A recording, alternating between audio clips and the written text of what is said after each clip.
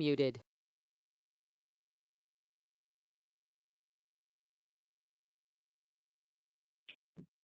Good morning, everybody. Thanks so much for joining us for our webinar this morning about CalFresh and COVID-19. My name is Becky Gershon, and I'm joined by Edith and Stephanie at CAFE as well, who are helping to moderate this webinar and conversation. So thanks so much to everybody for joining. Next slide.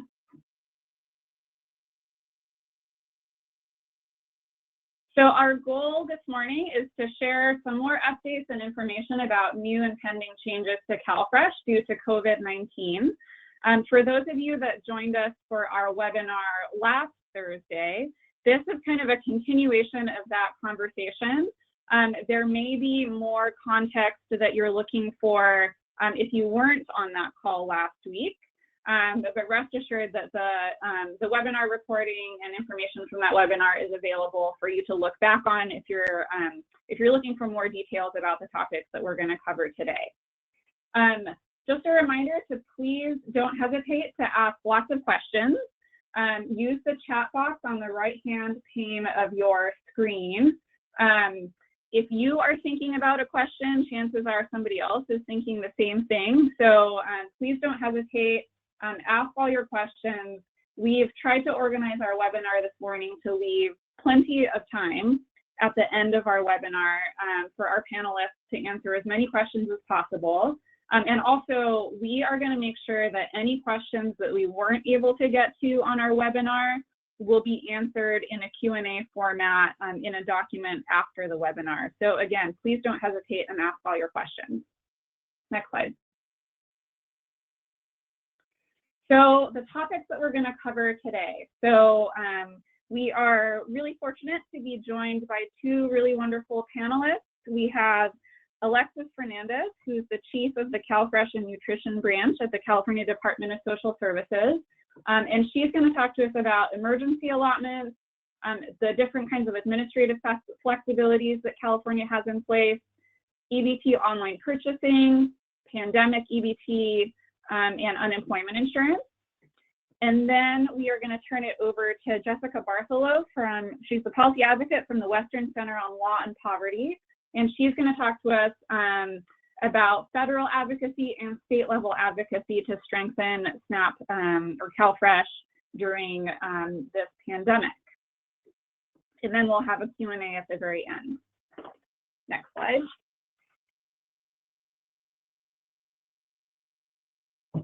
So as I mentioned, just a recap of our April 9th webinar, just wanted to put in a reminder here that all of the materials are available on our website. I've included links here. We can share the PowerPoint deck itself as well as the actual recording. And as I mentioned, we answered all the questions that came in during the last webinar, and the responses to all of those individual questions can be found in a document that is linked here and on our website as well. And also, yes, today's webinar will be recorded as well. We'll be sharing the PowerPoint deck as well as the recording and the Q&A document. And our goal is to try and get that up for you all by the end of the day tomorrow. So bookmark this page, cafoodbanks.org/calfresh-advocates, and we'll make sure to post that as soon as we can. Next slide. Great, so without further ado, I will hand it over to Alexis. All right, can you hear me? Yes. Okay. Good morning, everyone. This is Alexis Fernandez, the chief of the CalFresh and Nutrition branch at the Department of Social Services. And today I really just wanted to provide some kind of most recent updates on our response efforts as we continue to address the coronavirus pandemic emergency. A lot of what we're highlighting is only possible because of the partnership with our counties and stakeholders. These are significant lifts for us, but we are really committed to taking as many options as are available to us, to our program, our administrators, and primarily our clients so that they're able to meet their food needs during this emergency. You'll kind of notice that there's a theme in the work that we're doing It's a three-part theme, if you will. The first is to make CalFresh accessible, right? More accessible than it already is, to really focus on getting people on as quickly as possible and keeping them on benefits. You've heard of some of the changes we've made to that end. As well, we are focused on increasing benefits as often as possible. So really doing our best to make those CalFresh benefits closer to being adequate as we respond to the emergency. And then the third theme is we're taking as many options as are made available to us that we can implement timely to streamline administration, again, increase benefits, and reduce the workload burden on our counties who themselves and their workforce in particular are struggling with the impacts of the emergency. This really has been an interesting kind of effort to respond to because it's everybody who's impacted, right? Our clients, our eligibility workforce, our administrators, the people on this phone ourselves have all been impacted, and so it's been a different response than normal. Before we jump into kind of the different efforts that we've taken up in our latest updates, I want to highlight, and we'll follow up with Becky and the team with a link to make sure that folks are aware that we have added a new data set to our CDSS public-facing website. We are tracking CalFresh application volume statewide week by week, and I'll highlight some of the top line findings in that data, and then you can go ahead and take a look at it yourself. Not surprising because you've seen this on the ground. What we've seen is a massive spike in CalFresh applications week over week, starting right around the middle of March, which is when I think our true response started with the stay-at-home order and the social distancing recommendations being implemented statewide. So you'll see in the data a trend week over week of continuous increase in application volume, peaking in the 4th week of March. As an example, in 2019, the 4th week of March, we received about 40,000 applications statewide, and just a couple weeks ago, the 4th week of March 2020, we received close to 96,000 applications. So that gives you a sense, 40,000 in comparison to 96,000. And what we're seeing for the first 2 weeks of April is that the numbers are hovering between 87,000, 89,000-ish, right? Still a more than doubling over this same time last year. So a massive spike in application volume, of course, not surprising given what we all know is happening on the ground. So that really kind of emphasizes the need for some of the response efforts that we've implemented. And so I'll ask that we go to the next slide and start providing some updates on where we are today. Oh, do I have control of them? Let me see here. No, I don't. Edith or Becky, if you can get us to the next slide, I'll keep going. Okay, here we are. So you all have heard on the last webinar about the emergency allotments that we were authorized to provide our clients. We submitted a plan to the Food and Nutrition Service. It was approved, and since then we've operationalized that plan. So our first emergency allotments, which were based on households having received a March CalFresh benefit of any amount, went out on Sunday, April 12th. And that was just this Sunday, Mother's Day. And via that effort, we were able to provide emergency allotments to more than 1.3 million households statewide.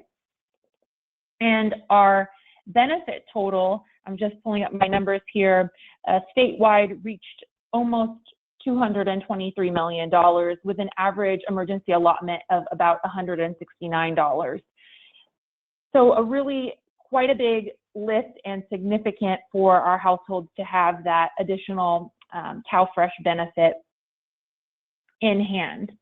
The next emergency allotment for the April benefit month will happen on May 10th. So this again is a Sunday after our normal issuance cycle. And then I know there were some questions about households who may have applied in March, had a benefit start date in March, but who, because of the volume that we're experiencing, may not have had their benefits processed ahead of the emergency allotment issuance, and whether we would be able to catch those households in our follow-up issuance. And the good news is that, yes, we will be doing that. So on May 10th, households who received an April benefit will receive their emergency allotment, but we will also batch process any March benefits that were pending when we did the first issuance, really in an attempt to make sure we're sweeping in as many cases as possible. Similarly, if there are delays in processing April benefits, again, because of the immense volume that we're seeing, we will sweep those in a June issuance as an effort to capture all those households that are eligible. Broader questions around whether emergency allotments will be issued for months beyond the March and April benefit months really are pending right now. The Food and Nutrition Service has indicated that there may be an opportunity for states to apply for more benefits. It really is contingent on their assessment of the continued need. We have been making the case, obviously, that that need still exists and will continue to exist for months to come. If the option is made available to the state, we will apply accordingly and set up a timeline for issuing those benefits. So I think those are the latest updates on emergency allotments. Of course, can take questions during the Q&A session. So I want to keep going to our next slide to highlight some of the administrative flexibilities, many of which you are familiar with.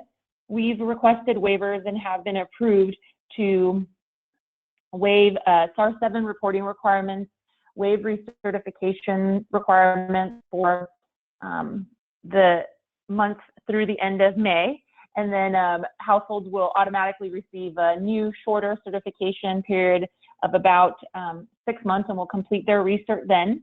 That has been operationalized and is in place. Again, any extension of that is really dependent on FNS's assessment of continued need. We have also received approval to waive the interview requirements for certain households, well, not for certain households, for all households, given that certain requirements are met, and then some flexibility around accepting signatures as well.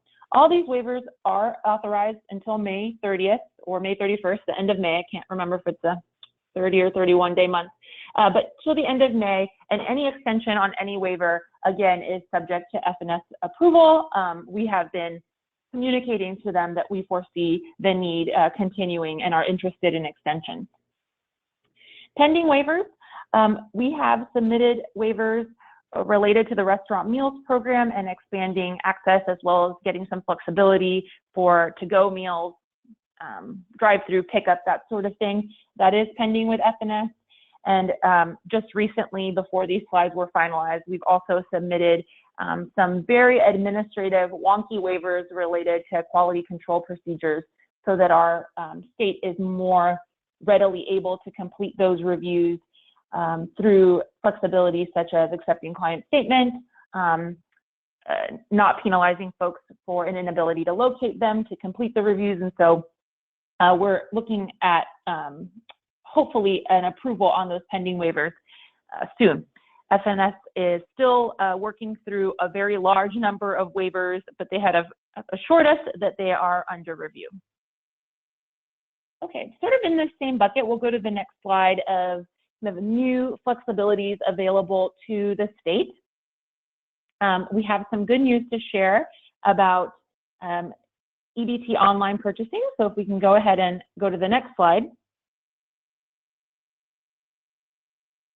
The top line message or update here is that we have announced a go live date for clients.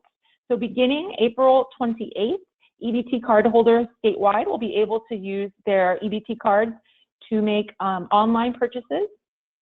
Our approval to implement this on an expedited basis because of the coronavirus is contingent on using FNS retailers that are already approved and authorized with the appropriate functionality in place from a technology perspective.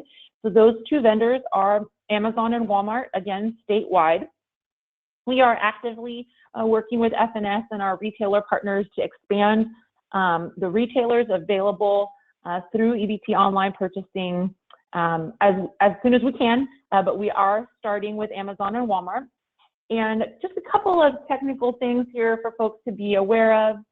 You cannot pay for delivery fees with your CalFresh benefits. That is a federal rule.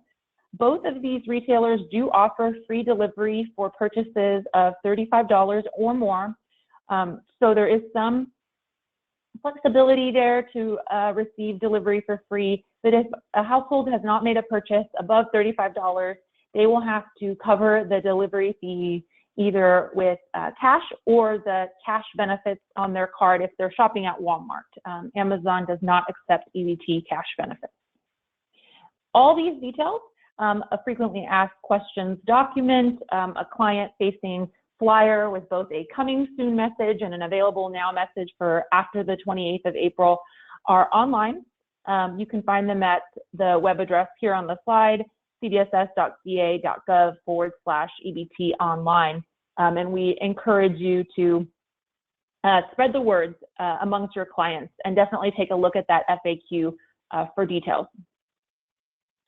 Okay, and we'll keep going. I feel like this is a laundry list of things, but here we go. So we've received lots of questions, and I know you all have also been kind of keeping tabs on another option that was made available to us by USDA, and that is Pandemic-EBT. So Pandemic-EBT is an option available to states so that we can provide food benefits to children that are eligible for free or reduced price meals. But because of coronavirus-related school facility closures, may not be able to access those meals during the emergency. And the food benefits really are intended to provide benefits to kind of mitigate the harm of the potential for lost meals, and they are equivalent to the value of those meals. So in order to operationalize this, USDA has required that states submit a plan. California has submitted a plan to FNS. We did so on Friday, April 10th. We've started discussions with them about plan approval, and they have already asked for some revisions, so we are working with them as quickly as possible to try to get that plan approval in place. Once the plan is approved, we will kind of kick off implementation. We are doing as much as we can while we wait for that plan approval to kind of make sure we're ready to move quickly.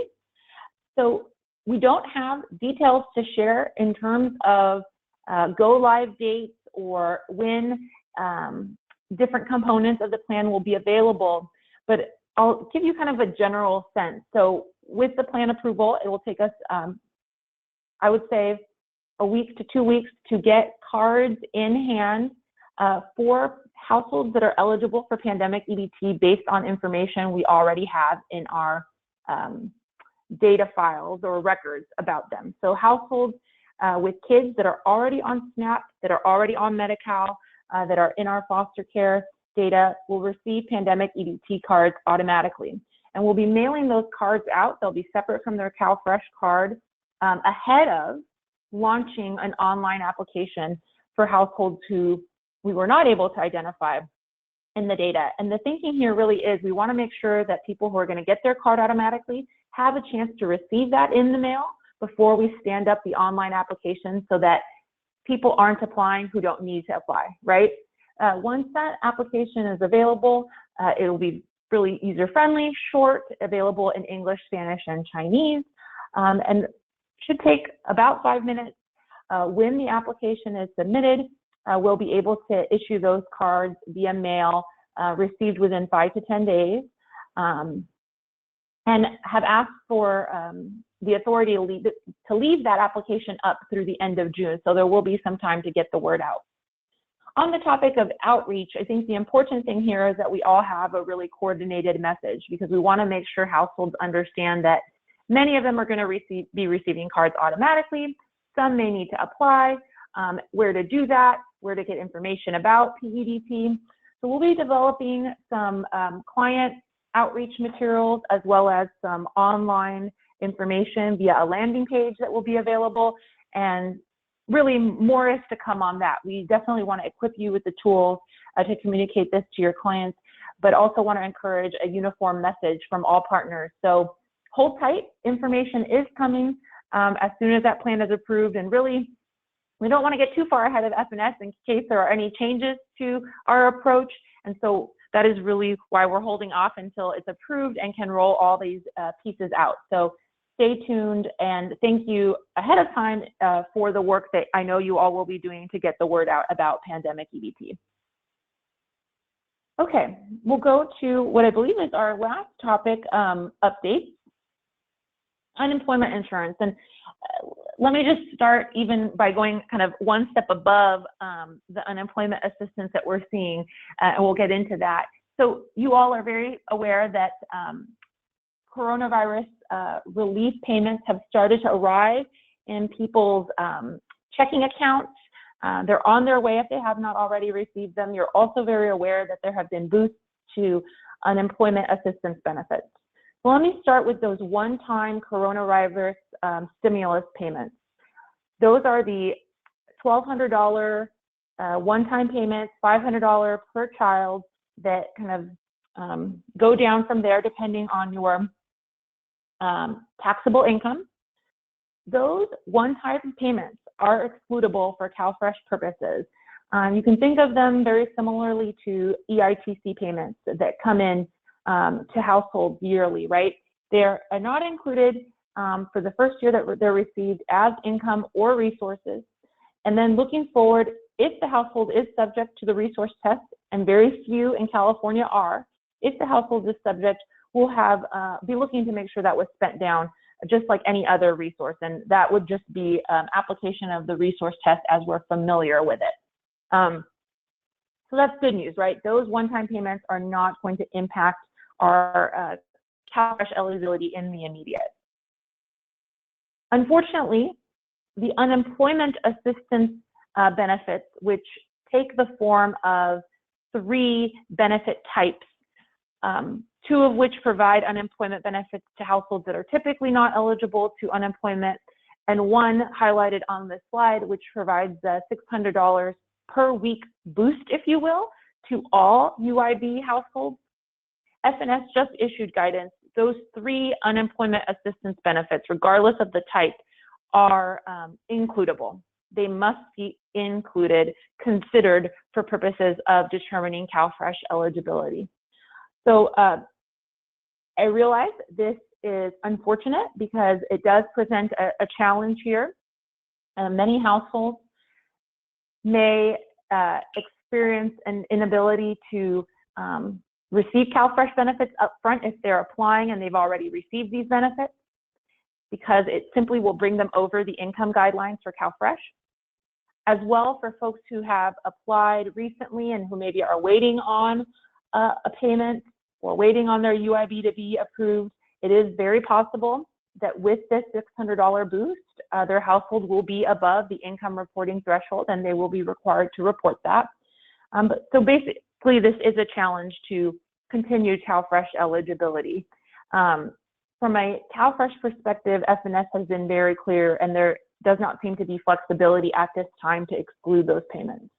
So I think for this call, it's really important that we help educate our clients about these payments and their inclusion when we're talking about CalFresh eligibility. And for folks who came on because they were at 0 income, they had lost their job, maybe they were waiting on unemployment, some client education around the income reporting requirement is going to be important, especially if they came on with a waived interview and we did not have the chance to kind of emphasize during the interview the IRT rules and their reporting responsibilities. So this, I really think, is a moment for us to think about how we remind clients of their reporting requirements without tipping the balance for folks who don't have to report. We definitely don't want to encourage them, but for folks who do or may be very close to that, trying to avoid any type of overissuance is important in this environment. So that is the news there, and it's not one that I deliver lightly. we will be issuing a letter shortly, probably this week, to officially communicate that to counties, but we have already shared the FNS memo, so this technically is in place already. And again, I can take any questions during the Q&A, but we'll leave it there for now with my updates. So Becky, I am good to go now, and we'll be on the line as needed. Great, thanks, Alexis.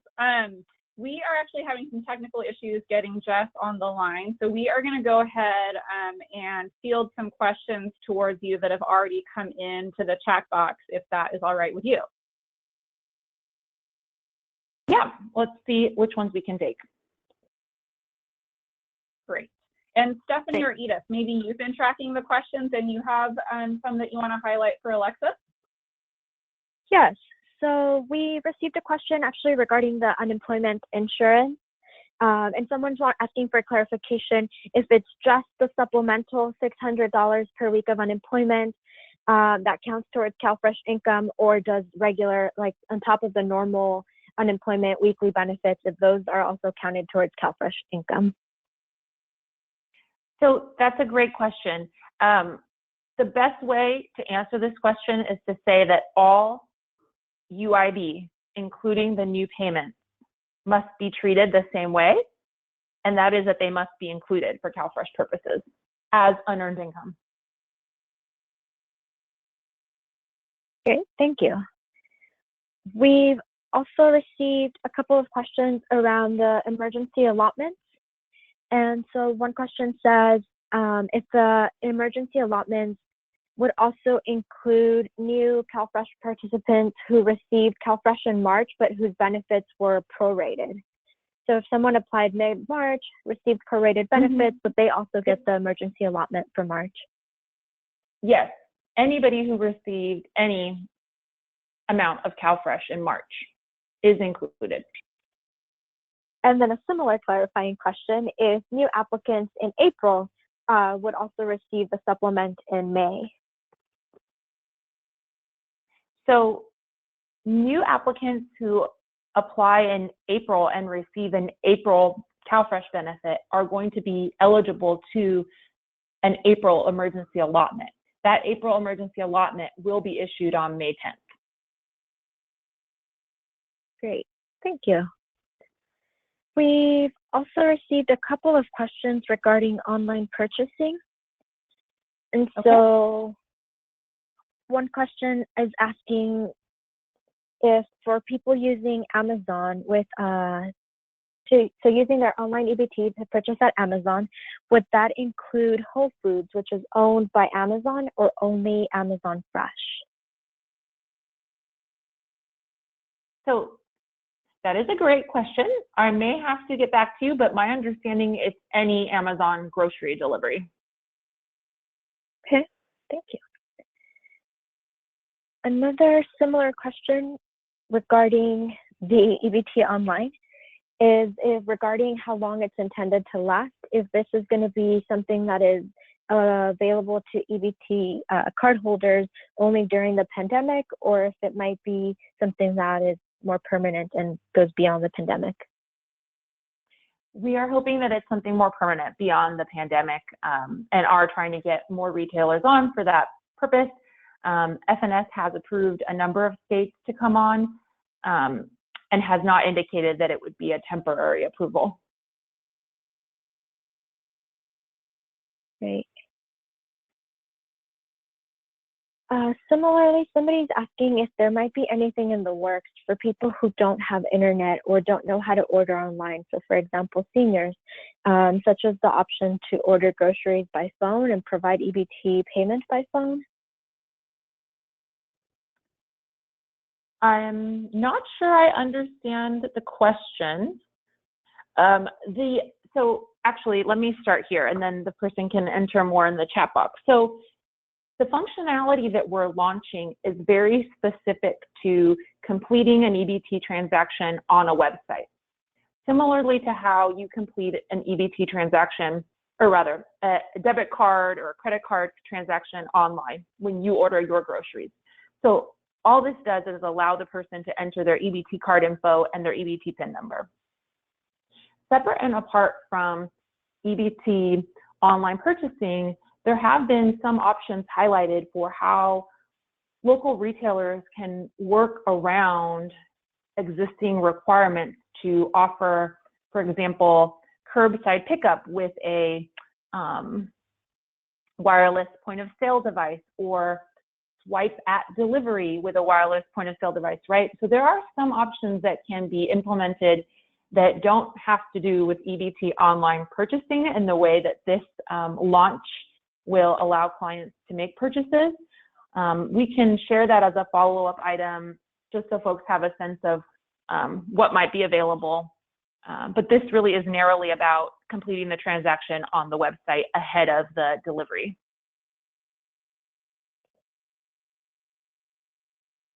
All right. It sounds like maybe the question was wondering if there might be any future options to be able to do a purchase for groceries basically over the phone. We don't have that on our radar.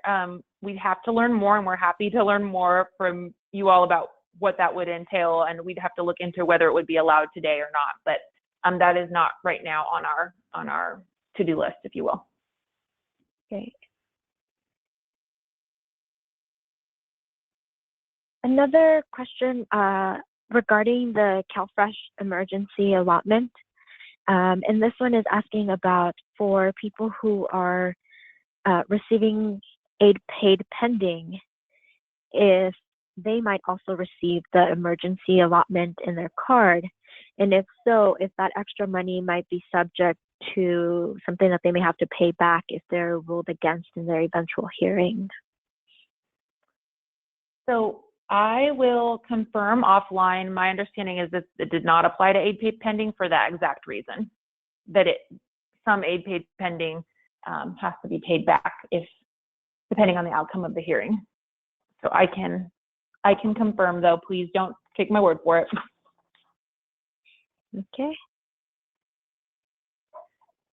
Someone's asking if you could remind us of people who do not have to report when they are over the IRT.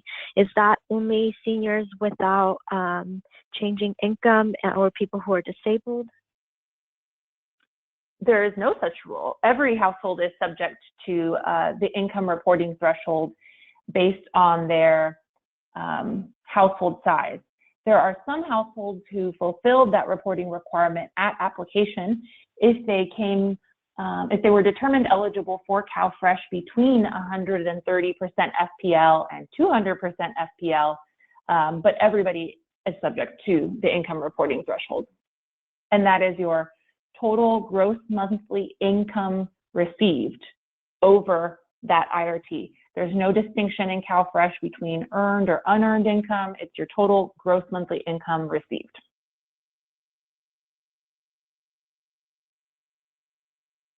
Great, thank you. We've also received a couple of questions regarding phone interviews being waived or not being waived, rather. And people are asking, well, how does the interview waiver work? Is it only for people that have a Medi-Cal case and a mandatory verification on file? And just kind of when we say, actually there's several questions, so maybe we'll start there, and then also clarifying if when we say phone interview, if we're talking about the intake interview. So we are broadly talking about the initial application interview because we are not completing recertifications during the waiver period because of the other waiver. So this applies to new applications and their initial interview. And you're correct, we're only completing them by phone right now. So it would be a phone interview. The households eligible to waive the interview under this waiver must meet a criteria. So let me start with households that are not entitled to expedited service. In order for us to waive the interview, they have to have verified their identity and completed mandatory verifications. Those mandatory verifications can be completed based on what they submit to us, if we need them to submit something to us, or based on what we already know about them in the case. So it really depends on the household circumstances, which of the mandatory verifications they would need to submit. For households that are entitled to expedited service, if they have submitted their identity verification, or we can verify their identity based on what we already know, we will we will waive the interview and we will postpone their mandatory verifications, and they will have to complete those mandatory verifications as they typically do today under ES rules to continue receiving benefits.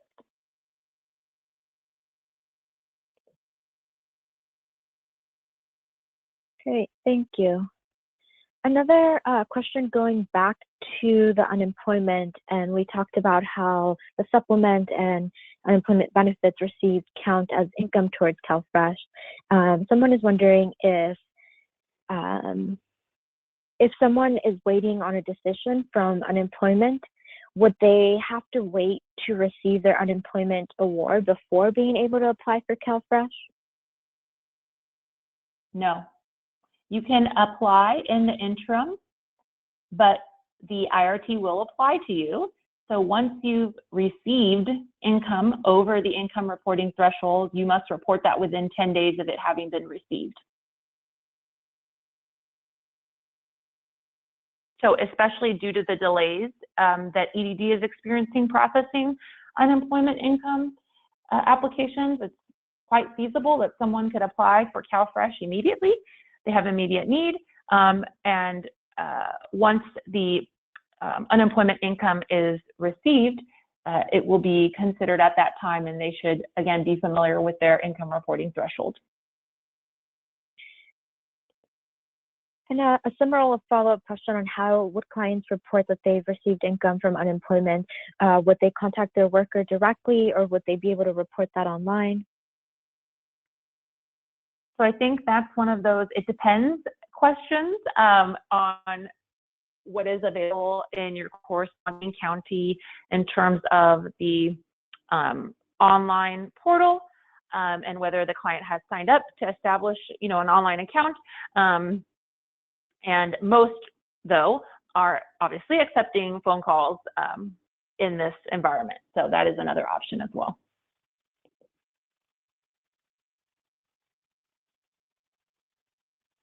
Great, thank you.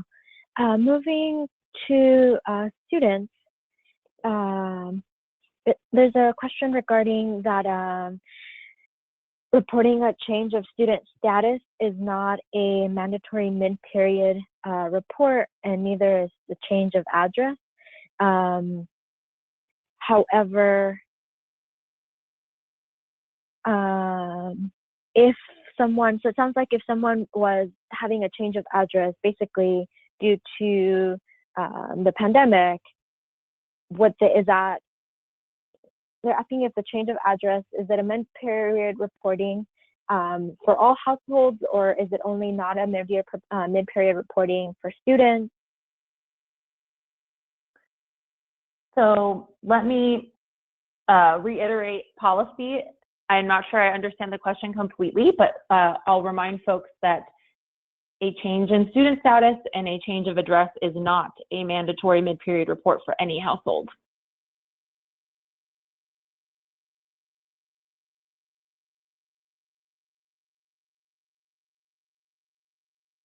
Great, thank you. We have another question regarding the waiving of the phone interviews, and wondering if you can speak a little more about what processes the counties have in place to determine when an interview should be waived versus when it isn't. So the counties are assessing the applications received as they normally would. And to the extent that they can process that application without the waiver, they're waiving it. Again, I know it's kind of hard in the chat box versus kind of a live Q&A, but I'm not sure I understand the question. From an operational perspective, each county has a different business process, but they're assessing that as the application is received.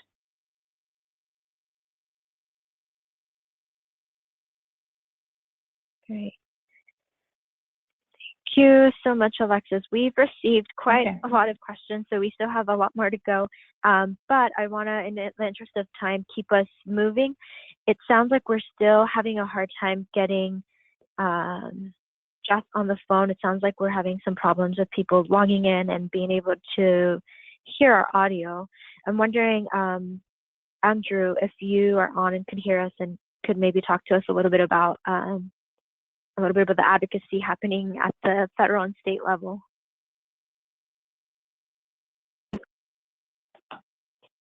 Hi, this is Andrew. Can you hear me?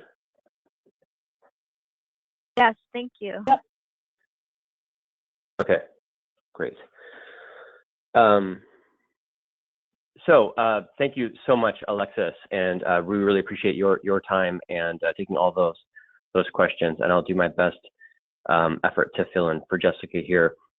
We wanted to supplement the information that Alexis provided, again, on some of those advocacy efforts and also some of the materials that we've been working on.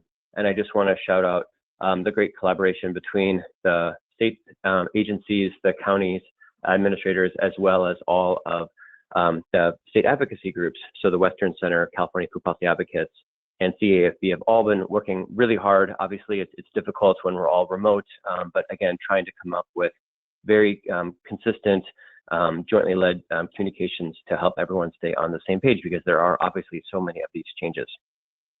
So as Alexis was speaking about, there is information particular to the rebates, the stimulus checks that people are getting, and these are available on our websites, and I'm sure these slides will be available. If there is additional support to be translating these materials, we know that English and Spanish is not sufficient to reach everyone, but we have our own capacity constraints and do appreciate the field support in making sure that folks have that information about what counts, that these are not mistakes, that they should be spending this money, how to access it, etc. One particular issue with the rebates out of the CARE Act has been for supplemental security income SSI recipients. It is just a change, I think, as of yesterday, that folks who are receiving SSI only will get the payments automatically. Again, this has been an area that there's been a lot of confusion and complication. So if someone was receiving SSI and SSDI, disability, or Social Security retirement income, they were already going to get the payment automatically. But for SSI only households, that was not the case until yesterday. And appreciate that lots of folks on this call were lifting up their voice on changing that. And so we have the link to the press release, but do continue to lift up individual situations about that. There is a website for non-filers, people who wouldn't normally file their taxes, and we can send that out as well if someone's looking for that security of wanting to make sure that the IRS has their information. We obviously want to make sure that folks in the greatest need are getting this economic stimulus that, again, does not count toward their CalFresh eligibility or their benefits. In addition, we know that despite the great efforts, and we really thank the leadership from the California federal elected officials, there's been so much coming out of the California delegation, but we know that there's a lot more that needs to be done. So we appreciate everyone aligning right now around the asks to strengthen SNAP. So in addition to the emergency allotments, we want to, across the board, boost SNAP maximum allotments by 15%. For those of you who were involved in this work during the Great Recession, know the incredible value of the additional payments that were made through the American Recovery Act, the ARA Act, and the hunger cliff that happened when those went away. And so now this is an obvious time to return to that policy. In addition to increase the minimum SNAP allotment from $16 to $30, we know that is so vital for folks who are only receiving the minimum. And again, if folks start to receive unemployment insurance that may lower their benefits, again, this is a way to counteract that, and to suspend all SNAP administrative rules that would terminate or weaken benefits. So in other states, I don't want to get into some of this, but there are still rules that are in place in other states that should be waived, obviously, during this public health crisis. In addition, we are hearing directly, and I'm sure a lot of you are on the front lines of this, about very real concern about the short-term nature of a lot of these features and the need to extend them.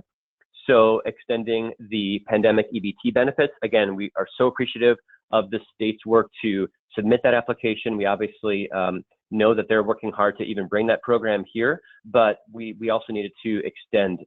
There's no way that this is only a 2-month issue, and we need those benefits to extend through the summer. And for those of you who've worked on summer EBT, know that that is the exact kind of a nutrition benefit that can be so important when children are hungry. We know that that level of hunger is not going to end when we reach the end of the school year.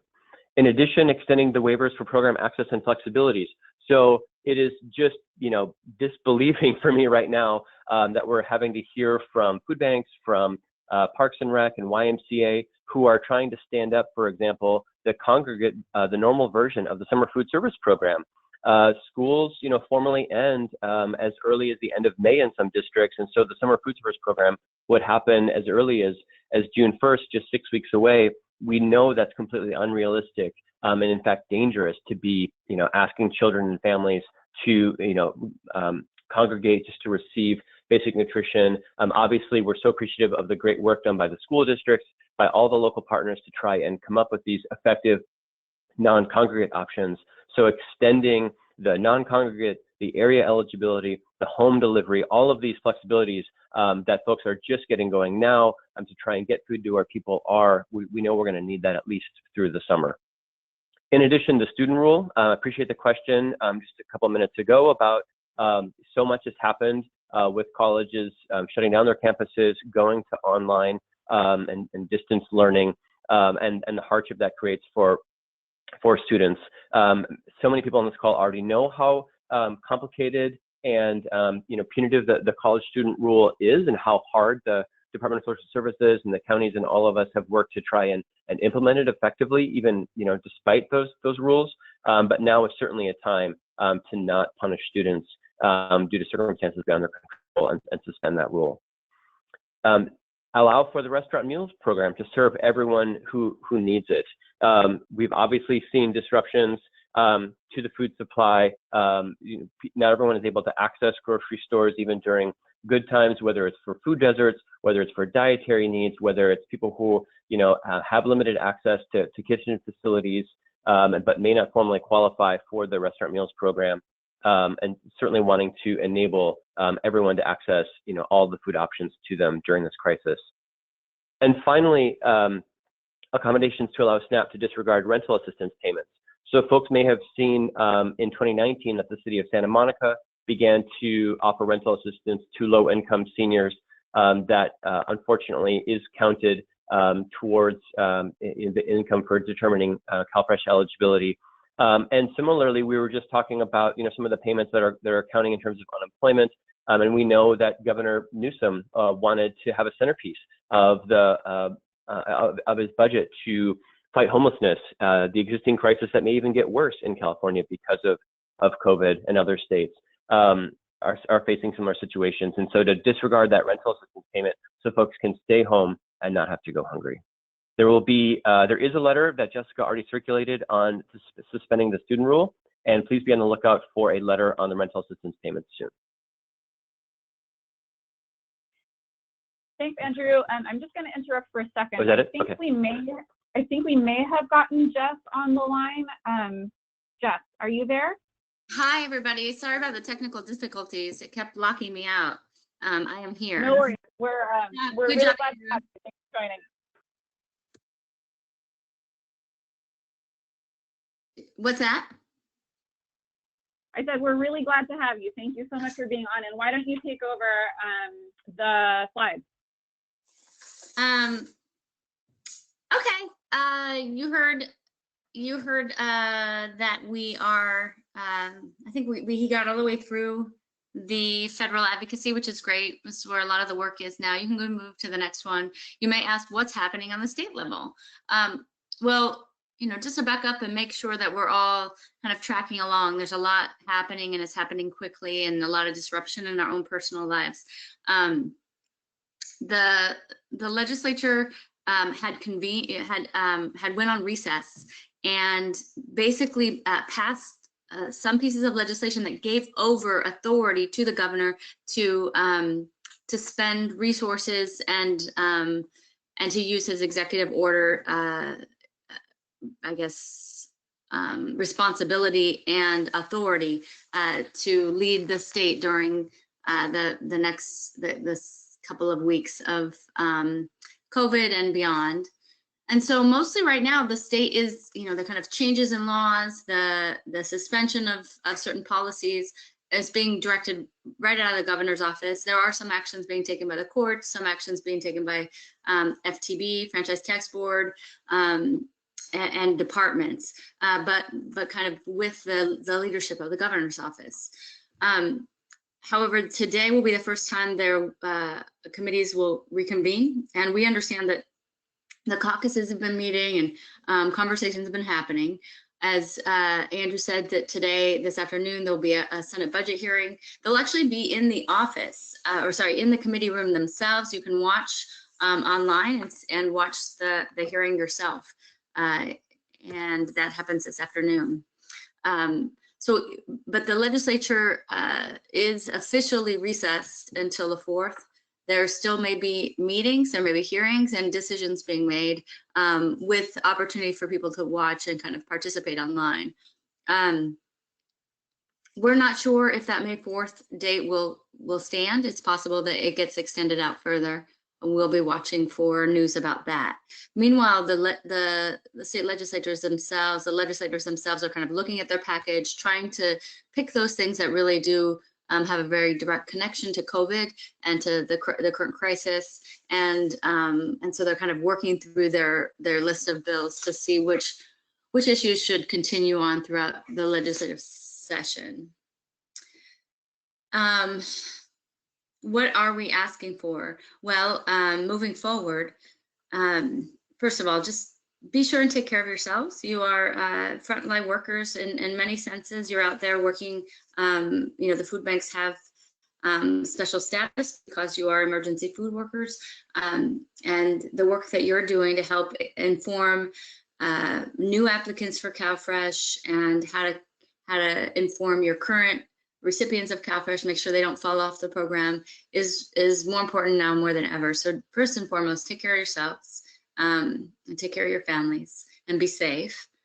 And then in addition to that, we'd love your thoughts about the online EBT. We know that, we have been working for years to try to pull together a conversation about online EBT that would include recipients of aid, grocery workers, the grocery industry, EBT experts, the SNAP program, counties and county workers, to just really understand what would be like our ideal online purchase environment in the state of California. And so obviously we didn't get a chance to have that conversation before we started the online purchase. So we just want to make sure that people understand that we're both really proud of our state for being able to get this going so fast. We know our clients are, many of them who can't leave their home, are in desperate need of this service. And we believe that when we get to the other side of the crisis, there'll be a chance for us to really make sure that the online purchase environment is the best it can be. California has a great EBT program. We've always paid attention to every retailer, from the farmers markets to the restaurants to the large grocers, the small local grocers. When we rolled out electronic benefit transfer, we made sure that we were reaching out in multiple languages to the retailers so that small stores owned by monolingual owners would be supported through the system. We really have always had a leave no retailer behind strategy here, and so we will be looking forward to that same conversation, a robust dialogue about what else we can do, not just to make sure that every retailer has a chance to participate, but also so that the consumer rights of our EBT recipients are protected. So please go to that Excel document. It's very low tech, just to kind of start getting people's thoughts about it so that we can set the table for the ongoing conversations about online purchasing. The other thing to just say about that is that there are other ways outside of online purchasing to be able to do curbside pickup and maybe even delivery. As long as somebody is not purchasing something online, there's nothing that stops them from being able to order in advance and go and pick up at the store. So we will be pushing out some other conversations about that. Take a look at that and think about how that might serve your customers or your clients the best. You know, effectively implementing P-EBT, we are, as Alexis has requested all of us, just kind of standing by.